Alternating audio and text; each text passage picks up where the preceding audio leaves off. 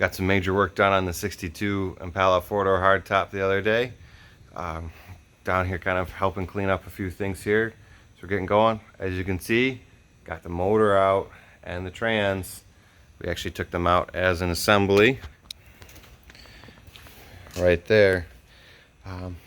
Guy that I spent some time with, he told me that these are double hump heads. I honestly don't know. Not familiar with this older stuff that much. Then I know it's a 327 on there. And I know it's a 300 horse motor on it based on the markings on it. So I don't know if the original owner of this car had modified it in any shape. But there's the frame on there, nice and clean. I'm going to have to clean it up on here, get some new motor mounts in it, get it all nice and painted, and I think while I got it out, I end up putting some new control arm bushings and stuff in it, because now would be the time on there. Definitely going to have to rebuild the suspension and the steering stuff here. It all looks pretty darn tired on it. Got the hood off on here. And we also got some other work done on it as well, not just pull the motor and tranny. We got the gas tank out, which is wonderful on it, and we finished cutting off all the exhaust bits on it, which is great as well. Got a lot of work done, got the wheels off on it. Now I got to figure out tire and wheel combo for it, get all the trim off of it, and also trying to figure out what motor trans I'm going to be putting in this thing.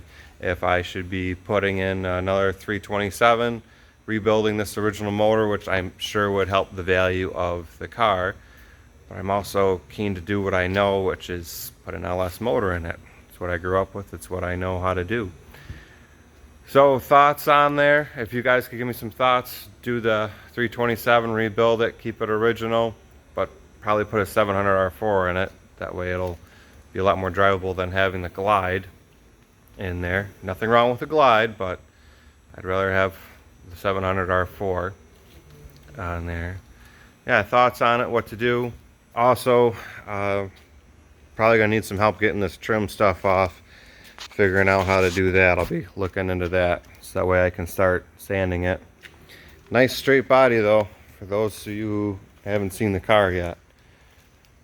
This is the project. I hope to do some more videos of it as I get working on it and get going on it on there. I can't wait to be cruising in this thing, and I'm sure it can't wait to be back on the road, since it's been since 1978. Yep.